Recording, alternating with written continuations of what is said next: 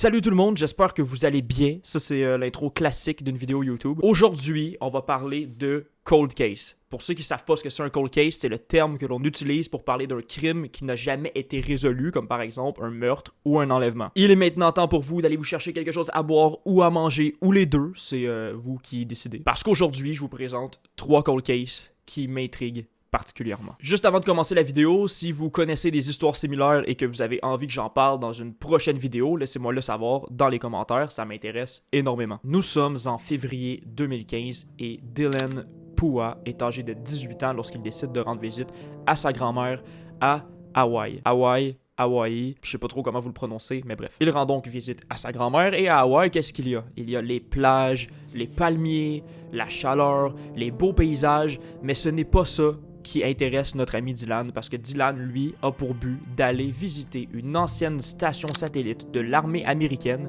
abandonnée qui se trouve au sommet d'une très haute montagne. Mais pour se rendre au sommet de cette montagne-là, il doit emprunter ce que les gens là-bas appellent les Stairway to Heaven, qui est un escalier de 3922 marches. Le problème avec ces escaliers-là, c'est que les escaliers sont en très mauvais état parce qu'il n'y a plus personne pour les entretenir et les autorités ont décidé de seulement fermer le lieu parce que ça devenait trop dangereux. Ça veut dire qu'il y a des grillages un peu partout et c'est interdit de passer par-dessus ces grillages pour aller visiter la station satellite. Si jamais vous décidez de le faire quand même et que vous faites prendre, il y a de très fortes chances que vous payez une amende assez salée. Et en même temps, on peut comprendre pourquoi les autorités veulent empêcher les gens d'y aller, parce que si jamais tu te rends là-bas et que tu tombes, t'as pas de deuxième chance, c'est fini. C'est complètement des falaises de chaque côté, et la végétation est tellement, mais tellement dense que personne risque de te retrouver. Il va faire part à sa grand-mère qu'il compte bien se rendre à la station satellite abandonnée, qu'il compte emprunter les Stairway to Heaven pour aller voir ça de ses propres yeux, et sa grand-mère va lui dire de ne pas faire ça, que c'est dangereux, qu'elle s'inquiète pour lui.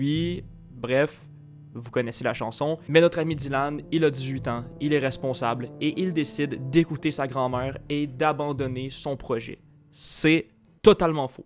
Il va y aller quand même. Mais par contre, il va rassurer sa grand-mère en lui disant qu'il va poster une photo sur son compte Instagram à chaque 30 minutes. Comme ça, elle va pouvoir le suivre en quelque sorte dans son avancée des Stairway to Heaven. Dylan commence l'expédition. 30 minutes après, il poste une première photo. Il continue son expédition. Tout se passe bien. Un autre 30 minutes plus tard, il poste une deuxième photo. Il continue son expédition. Et 30 minutes plus tard, il ne poste pas de photo. Bon, c'est pas grave, il a peut-être tout simplement oublié de poster la photo, il va la poster un peu plus tard, donc on va attendre d'avoir des nouvelles. Le problème, c'est que, il n'y aura plus jamais de nouvelles de Dylan. Et là, bien entendu, sa grand-mère et sa famille commencent quand même à s'inquiéter, ce qui est normal, et elles vont contacter les autorités qui vont rapidement mettre des choses en place pour essayer de le retrouver et de le secourir si jamais il lui est arrivé quelque chose. Des groupes de recherche vont partir à sa recherche, parce que c'est ça que ça fait des groupes de recherche normalement. Et ils ne vont pas le retrouver très rapidement, ils vont supposer qu'il est glissé et justement tombé dans la végétation de la montagne. Comme je vous ai dit au début de la vidéo, la végétation est extrêmement dense et même à l'aide d'un hélicoptère, il est pratiquement impossible de retrouver quelqu'un. Les recherches vont continuer et malheureusement, Dylan ne va jamais être retrouvé. La première thèse lancée par les autorités serait que Dylan est tombé et il est soit décédé sur le coup ou tout simplement il s'est blessé au point où il n'est pas arrivé à remonter par lui-même et il a fini par mourir de ses blessures malheureusement. Mais c'est là que l'histoire va devenir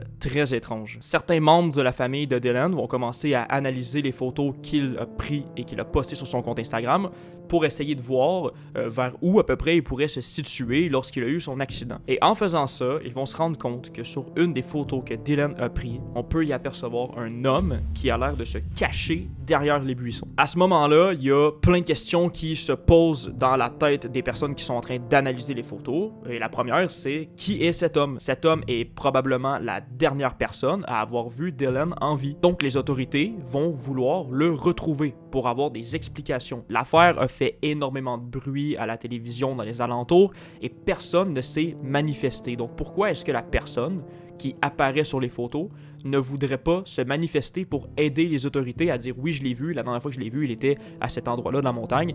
Est-ce que c'est parce que cette personne aurait quelque chose à cacher ou est-ce qu'elle aurait quelque chose en lien avec la disparition de Dylan? Et l'histoire, en fait, elle s'arrête là.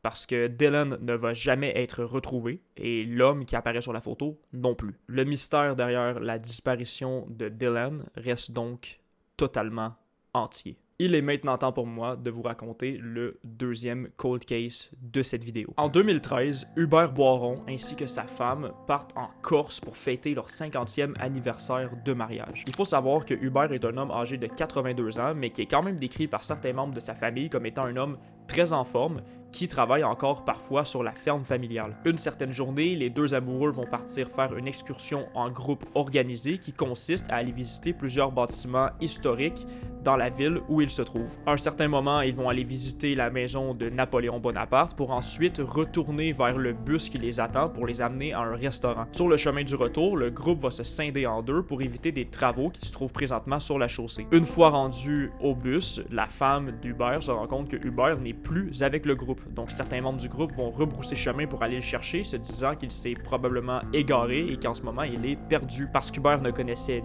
ni l'adresse de l'hôtel, ni l'adresse du restaurant où le groupe se dirigeait pour aller manger. Le groupe marche pendant un certain moment, mais personne ne retrouve Hubert. Les autorités vont donc être contactées car c'est un homme de 82 ans qui aurait pu glisser à quelque part et tomber, peut-être qu'il s'est blessé et dans ce cas-là, il faut absolument le retrouver au plus vite. Ce qui va leur permettre de constater qu'Hubert a été vu vers 20h30 par des vigiles qui est en train de travailler sur le quai d'embarquement du port de commerce. Il aurait demandé aux vigiles s'ils n'avaient pas aperçu un groupe de touristes qui se dirigeaient vers un restaurant car il était en train de les chercher et les touristes ont tout simplement répondu que non. Un peu plus tard, il aurait été aperçu par l'une des employées qui travaillait sur le navire le Casanova qui aurait empêché Hubert de monter sur le bateau car il n'avait pas de billet pour y entrer. Elle aurait ensuite dit aux autorités qu'Hubert n'avait pas l'air en possession de tous ses moyens. Plusieurs recherches à l'aide de chiens ont été organisées pour essayer de retrouver Hubert.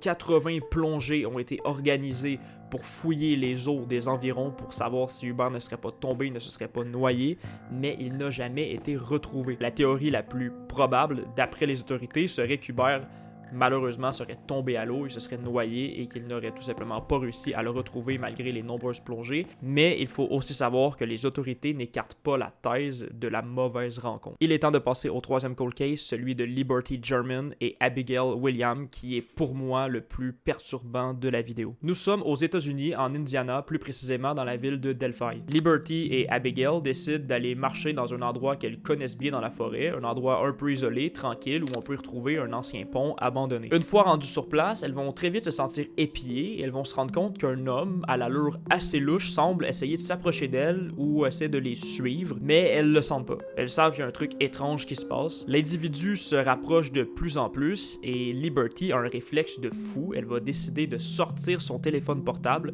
et filmer l'individu. Voici ce qu'elle a enregistré. Dans la vidéo, on peut voir l'homme qui se rapproche des deux jeunes filles et on peut aussi entendre la phrase « Guys, down the hill » qui se traduit en français par « Les filles, descendez en bas de la colline ». Malheureusement, Liberty et Abigail ne rentreront pas à la maison ce soir-là et elles vont être retrouvées mortes dans le ravin tout près du pont où elles se trouvaient. À partir de ce moment-là, tout le monde se pose la question dans la ville de Delphi. Qui est cet homme? Est-ce que quelqu'un peut reconnaître la voix de l'homme qui a été enregistrée sur le téléphone de Liberty? Tout le monde est en panique. Il faut savoir que c'est une ville de 3000 habitants, donc ils n'ont vraiment pas l'habitude de vivre des cas comme celui-là. Et en même temps, on peut se demander pourquoi l'homme n'a pas pris le téléphone de Liberty sachant qu'il a été filmé. L'explication est simple, c'est parce que la vidéo que vous avez vue et l'enregistrement de la voix de l'homme proviennent de deux extraits différents de la vidéo. En gros, Liberty a commencé à filmer l'homme lorsqu'elle l'a aperçu en train de les approcher et lorsqu'il était rendu très près, elle a caché le téléphone dans ses poches, mais le téléphone continuait d'enregistrer. Donc la vidéo que vous voyez et l'enregistrement audio ne proviennent pas du même moment de la vidéo, c'est pourquoi l'homme n'était peut-être même pas au courant qu'il avait été filmé. Il y a plusieurs théories entourant cette histoire-là. La première théorie serait qu'il y aurait deux tueurs, c'est pourquoi aucune des deux filles n'a pu se sauver en courant pour aller chercher les autorités ou tout simplement de l'aide. La deuxième théorie serait que le tueur serait tout simplement un habitant de la région, car il avait l'air de bien connaître les bois et les routes isolées. Et la troisième théorie, ce serait que l'individu qui aurait assassiné Liberty et Abigail serait quelqu'un qui sortait tout récemment de prison. Certaines personnes, même certains détectives qui auraient travaillé sur cette histoire-là, sont sûrs et certains que l'individu qui a tué Abigail et Liberty n'en est pas à son premier coup. Ce double meurtre a été commis en 2017, donc ça fait un peu plus de 5 ans et demi maintenant, et le tueur d'Abigail et de Liberty n'a toujours pas été retrouver. Voilà, c'est tout pour cette vidéo. J'espère qu'elle vous a plu. Je vous garde pas plus longtemps. Je vous remercie si vous êtes encore là de l'avoir regardé jusqu'au bout. Dites-moi ce que vous en avez pensé en commentaire. Si vous voulez un épisode 2 sur d'autres cold cases un peu semblables à celui-ci, si jamais ça vous intéresse, j'en ferai peut-être un épisode 2, qui sait. Et nous, on se dit à la prochaine pour une autre vidéo. Passez une bonne journée et à bientôt. Peace out.